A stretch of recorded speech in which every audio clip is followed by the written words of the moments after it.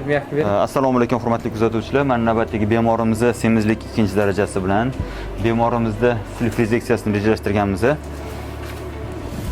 Kuzatib boringlar.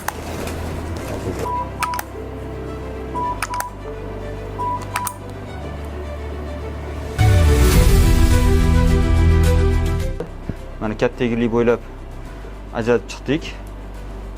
Mana. Hozir endi zond o'tkazib oshqozonni kesib olib tashlaymiz. Oho.